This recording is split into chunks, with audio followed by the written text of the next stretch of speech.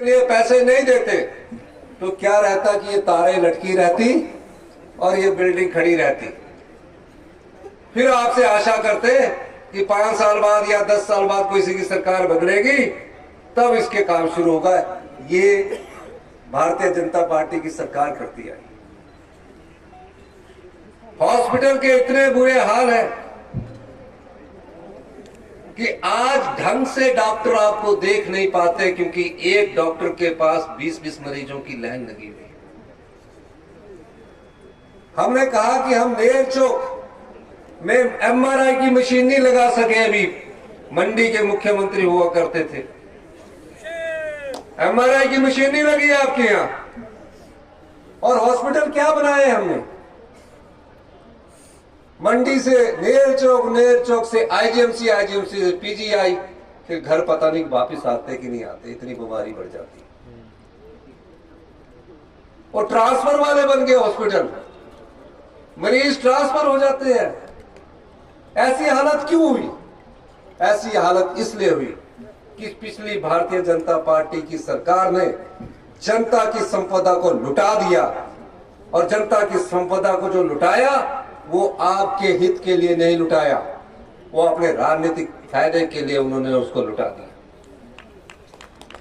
अभिनंदन के लिए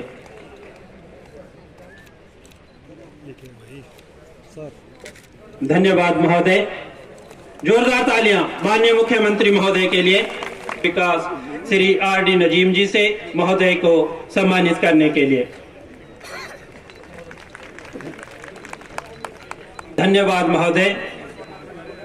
इस भेंट को स्वीकार करने के लिए एक गदा के साथ यहाँ क्षेत्र की जनता की ओर से स्वागत अभिनंदन किया जा रहा है। तालियों में कंजूसी नहीं रहनी चाहिए। जोरदार स्वागत अभिनंदन माननीय मुख्यमंत्री महोदय का।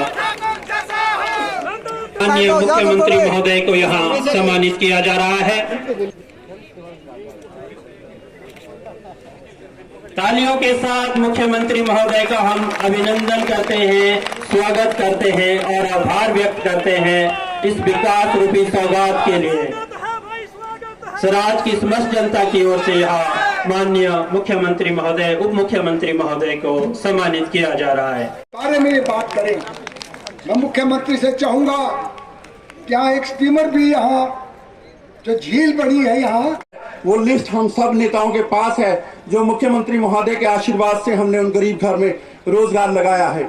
मैं कहना चाहूंगा, कल मैं मुख्यमंत्री महोदय का एक ट्वीट पढ़ रहा था, बहुत शर्म की बात है, हमारे हिमाचल प्रदेश के एक एमपी लिख रहे थे कि 3296 करोड़ रुपए मोदी जी का मैं धन्यवाद करता हूं। 23 प्रदेशों को उन्होंने 3296 करोड़ रुपए SCSI में डिस्ट्रीब्यूट किया।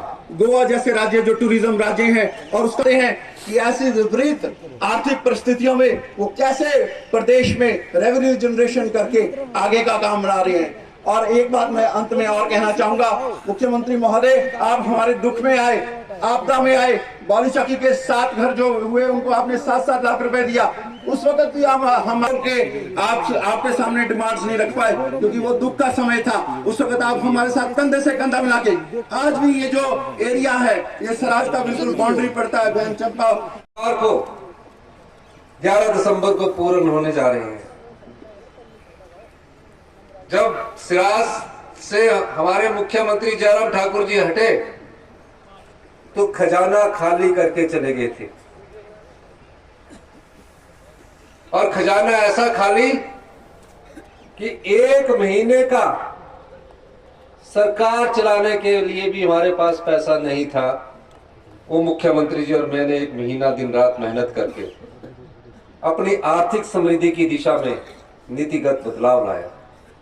और नीतिगत बदलाव के दम पर आज हम दावे के साथ कह सकते कि 2 साल में जो हमने फैसले लिए वो गांव की जनता को ध्यान में रखकर, गरीब किसान को ध्यान में रखकर, आम आदमी को ध्यान में रखकर हमने फैसले लिए जिसका लाभ अब आम लोगों को मिलना शुरू हुआ है। हमने सरकारी कर्मचारियों को 1,36,000 सरकारी कर्मचारियों को ओल्ड पेंशन स्कीम दी। कोई भारतीय जनता पार्टी का नेता ये कहकर बता दे, कोई भी करके बता दे भारतीय जनता पार्टी का कि हम आपको सरकारी पेंशन देंगे। सरकार आएगी इनकी तो जिस तरह राजस्थान में ओल्ड पेंशन स्कीम इन्होंने बंद कर दी है, जिस तरह और जगह इन्होंने ओल्ड पेंशन स्कीम बंद कर दी है, ये सोचते हैं कि उस ओल्ड पेंशन स्कीम को भी हमारी सरकार जब कभी भी आएगी हम उसको बंद करेंगे। ओल्ड पेंशन स्कीम का देने का मतलब हमारा राजनीतिक लाभ नहीं था। हम तो 5 साल में गारंटियां 5 साल के लिए देकर आए हैं। हम अगली 7 गारंटियां 11 दिसंबर को आपके सामने पूरी करने जा रहे हैं। हमने कहा कि हमें जो सरकारी कर्मचारी है, जिन्होंने इस प्रदेश की अर्थव्यवस्था को मजबूत किया है, जिन्होंने इस प्रदेश को बुलंदियों पर पहुंचाया है, उन्हें हम सामाजिक सुरक्षा देंगे ताकि बुढ़ापे में उसके पास हर महीने किसी न किसी रूप में पैसा है। 11% डीए की किस्त दी। पुलिस कर्मचारी बैठा करते थे, 8 रुपए पर डे के हिसाब से डाइट मनी मिलती थी। अगर हमारी अर्थव्यवस्था अगर हमने सुदृढ़ नहीं की होती तो हम पुलिस कर्मचारियों को कहते कि पिछले कई सालों से 8 रुपया ही है, 8 रुपए पर ही चलो। हमने तकरीबन 1000 रुपया उनको हर महीने बढ़ाकर उन अपनी आर्थिक समृद्धि का परिचय दिया। अब गांव में कि मजबूत कैसे मिले, गांव के परिवार कैसे मजबूत हों। हमारी माता जी आज भी खेतों में काम करती है, जमीन ज्यादा है। गांव कैसे मजबूत होगा? हमने ग्रामीण अर्थव्यवस्था को मजबूत करने के लिए नीतिगत बदलाव लाया और उस बदलाव का फायदा आज हिमाचल के लोगों को मिलना शुरू हुआ है। क्या बदलाव था? पहले मिल्क फेडरेशन द्वारा दूध का रेट 2 रुपया बढ़ा दिया जाता था, 30 से 32 रुपए कर दिया जाता था।